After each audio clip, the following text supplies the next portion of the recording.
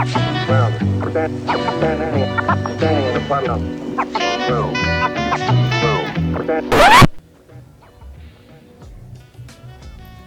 I think they're having a party. 1 second.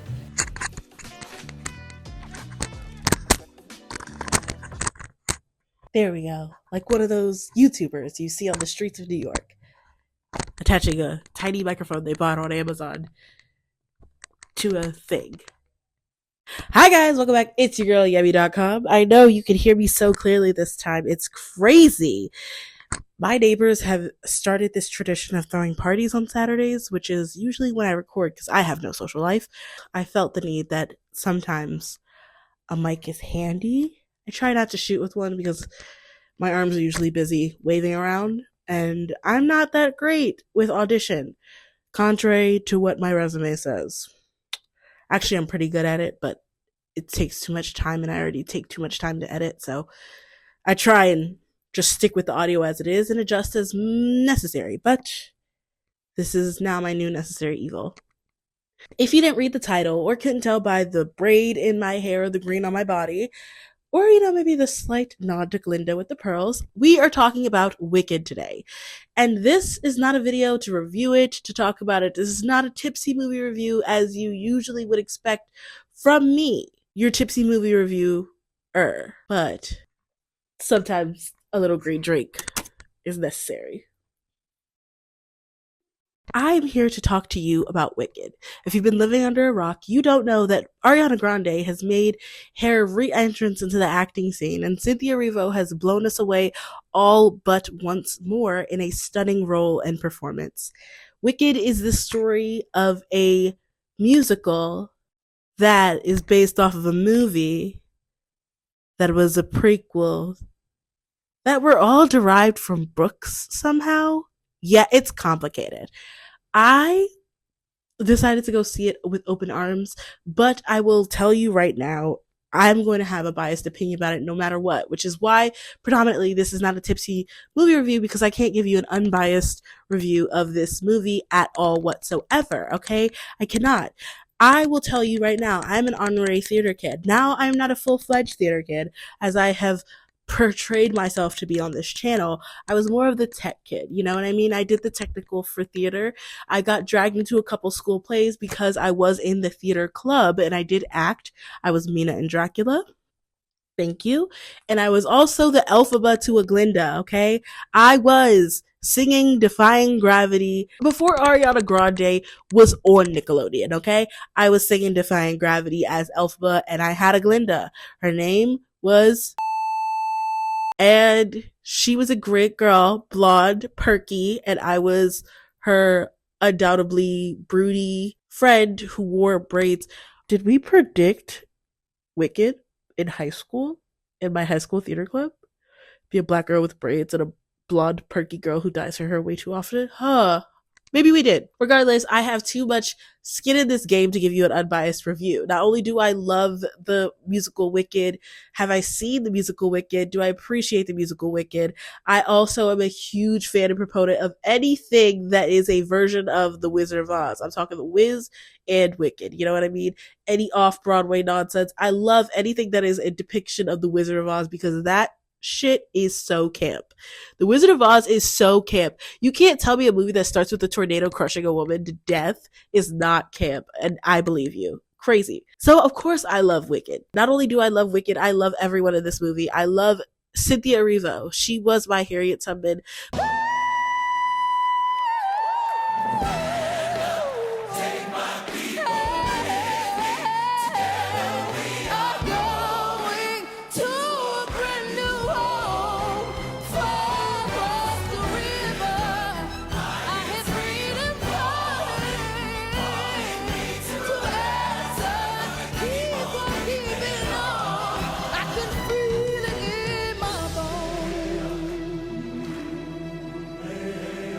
But I also never forget the vocals that she laid down in From Now On at the very end of The Greatest Showman.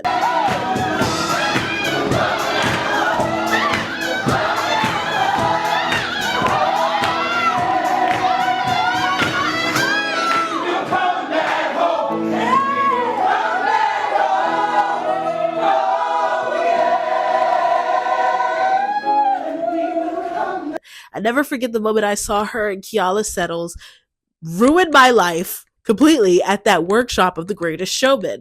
Never, like, watching her see Kiala Settles sing This Is Me was probably one of the most satisfying moments of my life.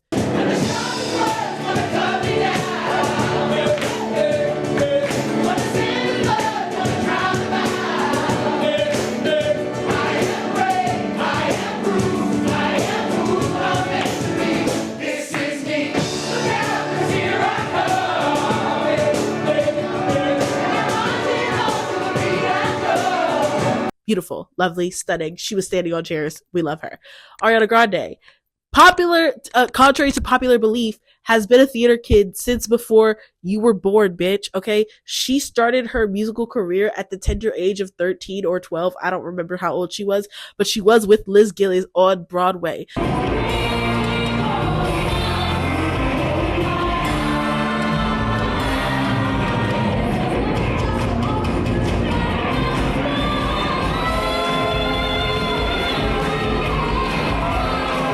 She saw the original cast of Wicked perform it, including crying in Kristen Chenoweth's dressing room. You know, I known her since she was 10. She came to my dressing room and said, I want to play Glinda, in her same voice. Yeah. And and I said, and you will, in my same voice. Yeah. This bitch has been singing Wicked since before you could breathe, probably.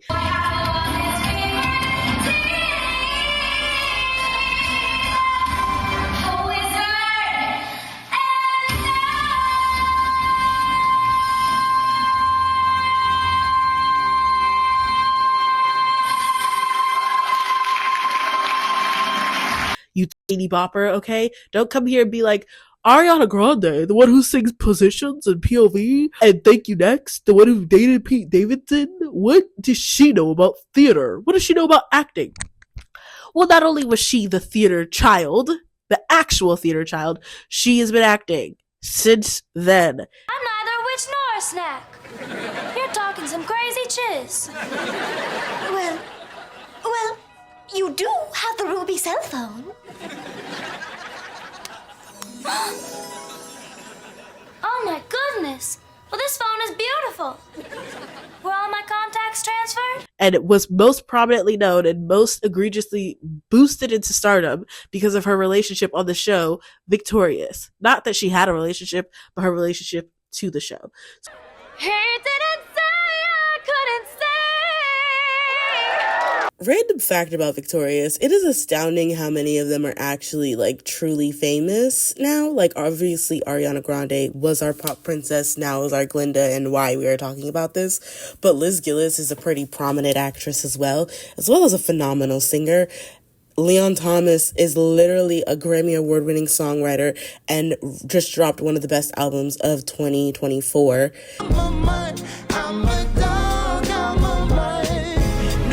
To come through, it's time to break it in. It's crazy that this image and this song has 2 Grammy Award winners in it.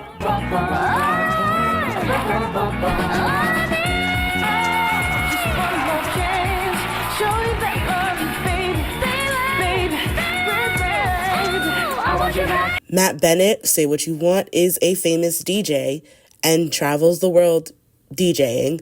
And of course, Avan Jogia, my childhood crush, is still a very famous and prominent actor, does a lot of indie roles that are really good, and currently engaged to Halsey, the baddest bitch in the game. So that casting director definitely needs a raise and is probably the same one from Power Rangers RPM, because that was another unprecedentedly famous cast with Rose McIver, Adeline Kane, Eka Darville. Like, they had some of the bigger names. Next up is Eka Darville, who was Scott Truman, RPM Red. He also played Malcolm in Jessica Jones and Defenders. Recently, he was in Kingdom of the Planet of the Apes. RPM's Adelaide Kane, who played villain Tanaya 7, is now known for The Purge, Rain, and Grey's Anatomy. Lastly, another RPM alum, Rose McIver, played Summer Lansdowne, RPM Yellow, but she's really hit her stride starring in Netflix's Christmas Prince film series, Once Upon a Time, iZombie, and most recently, CBS's Ghosts. It's crazy how both of those casting directors predicted the future so well. Let's see what's inside, but it's gonna take some time to realize. Ooh, whoa, whoa. So she has been a tall-tailed actor for her entire career. Granted, not as seasoned as Sabrina Carpenter. That is a comparison I make often because they were both Disney/Nickelodeon kids who ended up playing the best friend in their respective shows and then ended up becoming more famous than the girl that they were playing the best friend to, and ironically became a pop diva. Whoops. Overnight. And sometimes their relationships are the crux of all of their music, much like Taylor Swift, but in a palatable way. I do make that comparison often, but I will say Sabrina Carpenter is a much more seasoned actress. Does that mean she should have played Glinda? Hell fucking no. But she is a much more seasoned actress than Ariana Grande. That being said, Ariana Grande is still a seasoned actress and a theater actress. Just hasn't made that clear. Now, a checkerboard chick. You can't stop a river as it rushes to the sea. You can try to stop the hands of time, but you know it just can't be. We also have Jonathan Bailey, who most people will know as Anthony Bridgerton. Another moment in which people were confused. And then I have to pull up the clip of the Bridgerton boys singing Can't Help Falling in Love by Elvis.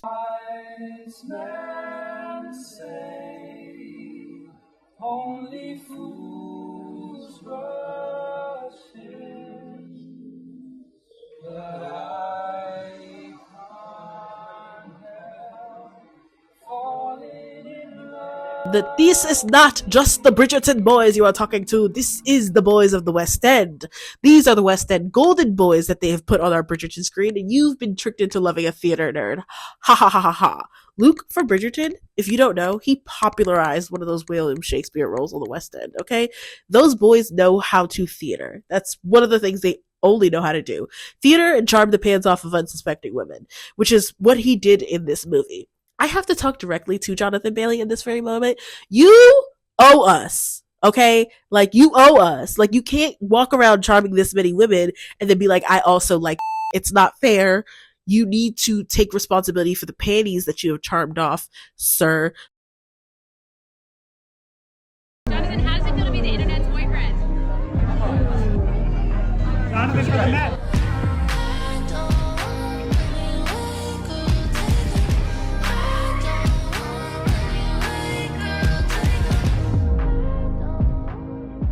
So I don't know if you need to hire surrogate to start fucking these bitches, but something's got to be done because you are dangerous. You are a dangerous man. I'm a dangerous man with my money in my pocket. Keep up. Okay, Bruno. He's like, oh my God, him and Bruno Mars. There's just like, God knew just to tweak them just a little bit because otherwise they'd be too charming. You know what I mean?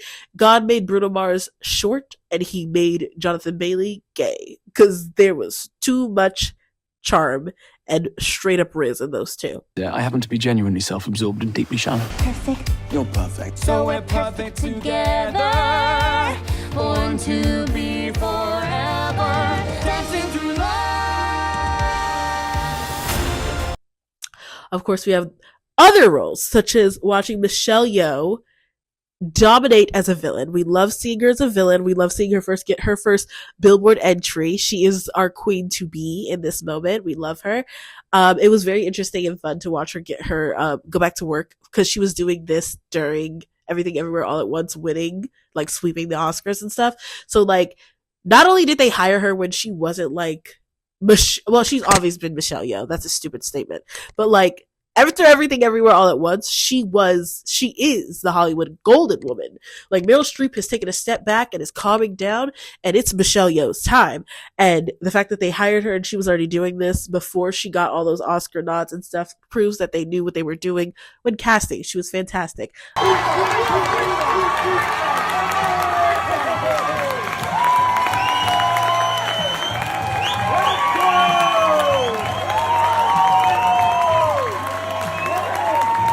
Another standout was Jeff Goldblum as the Wizard. I will follow him into a ditch if it has to be. He plays a fantastic and charismatic villain. I know that because I watched Chaos when no one else did, because no one else should. It's not that good of a show, but I watched it fully all the way through because Jeff Goldblum was so charismatic as Zeus. That man can do anything. My sister thinks he's so talented that she thought he was gay. It's crazy. So Jeff Goldblum killed 8. It was fun seeing Bo and Yang play a bitchy best friend. I love seeing him succeed because he is one of my favorites on SNL. So whatever him or Michael Shea or the little Marcelo, the little Marcelo, I was going to call him Domingo, but Marcelo, whatever the three of them, people, do well, I feel happy and fulfilled. You know what I mean? Stand up for the minorities on SNL. We love you. So seeing him in this was actually very funny and fun. And it's also made me like, oh my gosh, how much choreography did he have to actually learn? Because that's actually crazy. If he learned all this choreo just to be a background bestie, crazy. There's also Ariana Grande's boyfriend who's in this and plays a simp like he is for her in real life. He literally looked at her and said a line which was like, I'll do anything for you. And I literally leaned over, I think, to my friend and I said, yeah, even leave my kids, my newborn baby and my wife. Like, I was like, he took this role and he said, I'm not letting go of it. Okay. I'm not letting go of it. And that's that. There are also a phenomenal host of more people. John M. Chu. He's been plaguing us since LXD days, and I'm so glad he's gotten to show how great he is at filming dancing. He is phenomenal. One of the best people I've ever seen do the damn thing in filming a dance sequence is John Chu, okay? He did Step Up. He LXD. Like, he's so good. He's so good. So I'm glad he did this. It was beautiful. But now, like, as we were talking about, I'm talking about the defense of Wicked. Not the plot, but the defense of these women, because they were on an emotional roller coaster while filming this. Trying our best, but there's a lot of emotional things that happen, and we're just going with it. Yeah, you need to understand. It's been like 3 years, people. Sopping hearts. There's a lot We've going had to keep on. this in for such a long time. Oh, man. Oh, no, babe. Babe. Oh, Yeah. Cry. yeah. Whoa. Yeah. And everyone was very much front row to watch that. And I think now that, the movie's out and it's basically critically acclaimed and is shortlisted for the Oscars, they've been able to calm down with, like, the intensity of the emotions that have been felt on this set. Obviously with good purpose. Like, I don't think people understand how emotional this is. Like, them playing these roles that they've probably learned to sing to. Like, she probably learned Defying Gravity to learn how to sing, Ariana Grande and Cynthia Erivo. Like we cannot win, just you and I defying gravity. With you and I defying gravity. So it makes sense. But it is also very comical to watch them, like, be unhinged at every given moment and just crying a lot. Like, let girls cry. We love that. We love that for you, womanhood. But also, it's very funny. You are free to cry if I'm free to laugh at you crying. That's just how it works. I mean, that's just like the rules of feminism. Seeing the movie now, I'm like, I get why they were emotional. It was very beautiful. It was a little unpopular opinion. I'll just leave this right here again. Like, I loved the movie. I think that Cynthia Erivo during Wizard and I had me in tears. The dance sequence actually was very lovely. For those of you who know what I'm talking about, if you know, you know. For those of you who don't. I think Defying Gravity was a beautiful moment. I also just felt like everything was very too clean, too polished, too sanitized, which is crazy because they were all singing live, which is also crazy. Like, she was doing those stunts and singing. It's crazy. But regardless, to say, it was still a beautiful movie, and I'm excited for the part 2, which I hope will finally answer questions that I've always had about Wicked, i.e., if that bitch is the Scarecrow, why did he go? He knows what the wizard is like, you idiot. Regardless, they took this role very seriously. They took this press tour very seriously. They were doing press tours triple the length of the time of a Zendaya press tour with all of the outfits and the glitz and the glam. Do you know how difficult that is? They really ate down with this one, especially their custom Tom Brown looks. Stunning. Shout out to their teams for coordinating all of this and working together on each look. Like this matching Tom Brown moment. Obsessed. Served at the Olympics and at the Met Gala and again at the US Open. This has been going on for a really long time, I just realized. They were criticized a little bit because they were a lot of oversensitive with a lot of material and questions coming at them. There was a lot of oversensitivity and crying and shaking and possibly throwing up. And that's fair because, again, they're playing characters that matter so much to them. But I think there is just a nuance that a person who's not a theater kid is missing. That is, again, these roles are everything to these girls. I will never, I've never felt that way in my life. And my goodness, I'll never forget that feeling ever. And then when I found out it was her, another because they didn't know it was each other. When I tell you, I think Ariana Grande did all this just to become famous, just so one day she could be in a live action remake of Wicked. I genuinely think that's true. It's like something in her knew the more famous she got, the more likely she could be to get the role, or at least it would better her odds. Why did she lick that donut and date Pete Davidson? So that one day she could be Glinda and it would all be worth it. There's a reason the casting took 2 years, because everyone and their mother in Hollywood wanted to play these characters, because it has been the crux and the milestone and the pinnacle of so many careers and so many vocal lessons. Like, these people learned to sing vocals and musical theater to these songs. Everyone from Dove Cameron to Amanda Seyfried to Renee Rapp to the Jonas Brothers, at least 2 of the 3 of them, to someone who actually played Fiyero on Broadway, like Ryan McCarthy, all auditioned for this role, and it got down to the people it got down to. And that is a very emotional thing. To beat everyone else in Hollywood for this role is already emotional enough. Now, playing this role with some of the greatest actors in the world and a vision that you feel directly aligns with you is a gift and must make you feel emotional, especially when you're singing live and you have to emote live. That's different. That's what makes theater and TV different. So that's kind of why I understand why they were going haywire at these interviews with the crying and the stuff.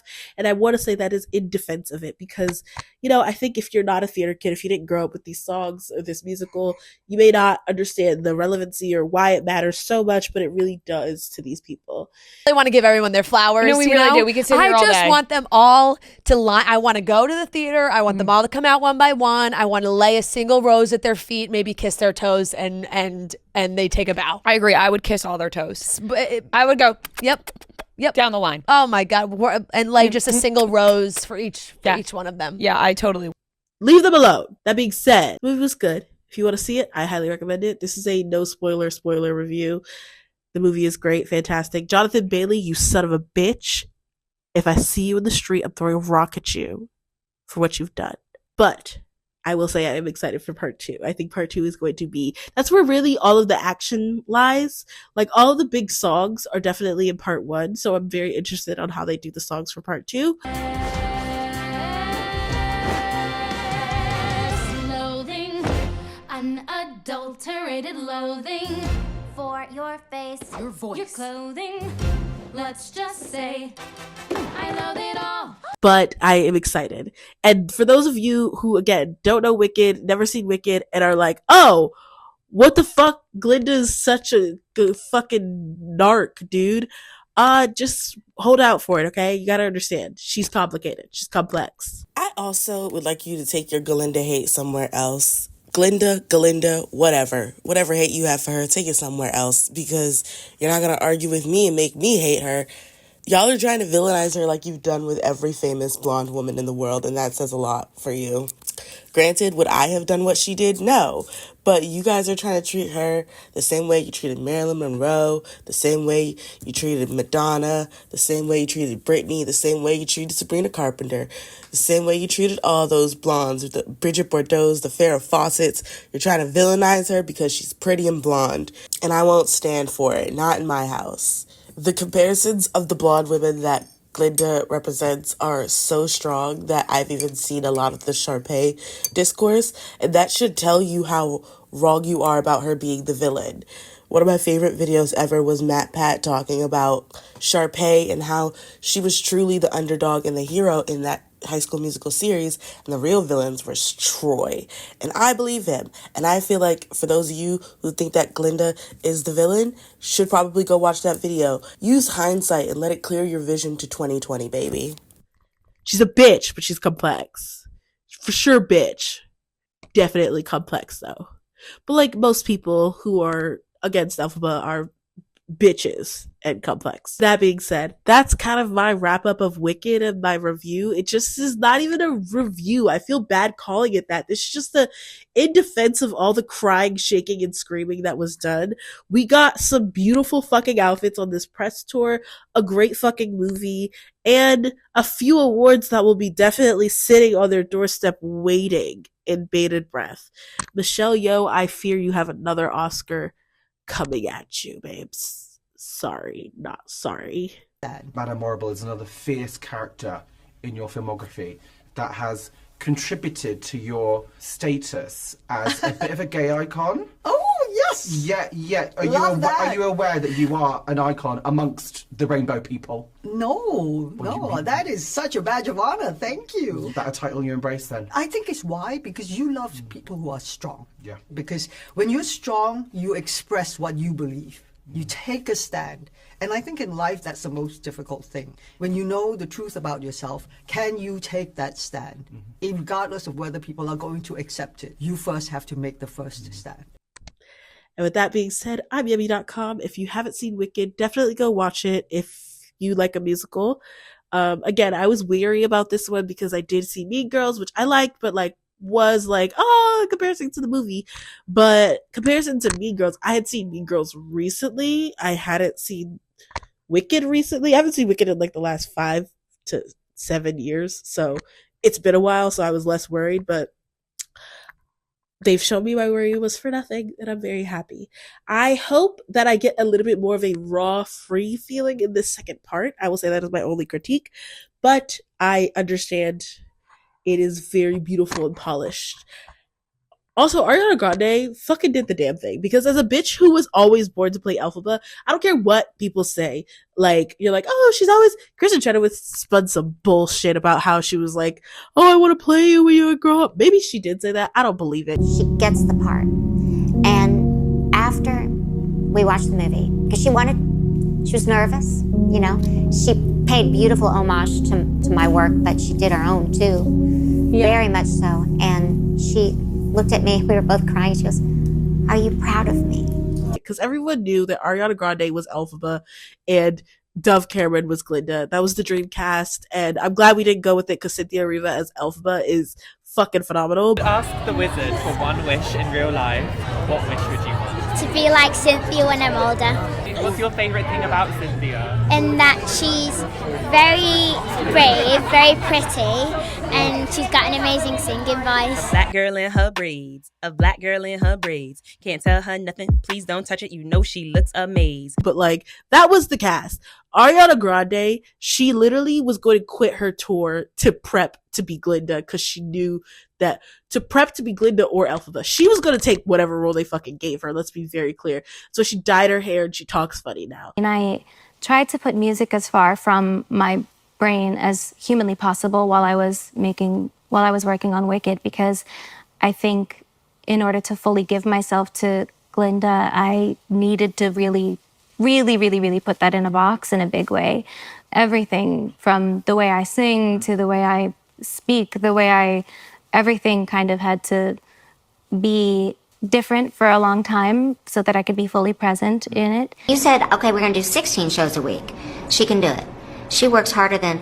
I would say I work pretty dang hard, but Ariana Grande works her butt off. That's why she doesn't have one. Because she can't undo it. They're probably still filming for Wicked 2, and she's like, I have to... her last album was so high-pitched and breathy and everything and falsetto-y, because she can't change her fucking voice back. She can't go back to her old voice and then have to go back to being Glinda again after that. So she just has to stay Glinda this entire time. And yeah, that's why they're so deep in character, because they literally are filming part 2 and they can't undo it. I feel bad for Bowen, who has to do the complexities of playing a complex character that he does in Wicked and then still play different characters every week on SNL. It's crazy. I'm not defending Ariana Grande's personal life choices, but her talking funny and being pale as fuck, she's just trying to be Glinda and stay Glinda for as Glinda as possible, okay? And that makes sense because they're filming part 2. But after part 2 comes out, bitch, if I don't see you put your bronzer back on, we're gonna fight, because then you were Miley Cyrus bangering us, and I don't like that. I don't like a Miley Cyrus Bangers tour moment. Okay. All that being said, the movie was great. Go watch it if you want to. This is from I'm a Glinda. I wish I was an Elphaba. I am truly a Glinda, but like the Ariana Grande Glinda that's always like flipping her hair. Like that's the Glinda I am. Even though I really want to be Elphaba and have morals and shit. I think it was fun, a fantastic time. I think if you love musicals or Wicked or Ariana Grande or Cynthia Erivo or Jonathan Bailey, you will enjoy yourself. If you don't like any of those things, why are you even on this video? I don't know how you got here. And I kind of look like the burglar from Home Alone now that I think about it. That being said, I'm Yummy.com, your local burglar. And don't worry, I'll be back, so stay tuned.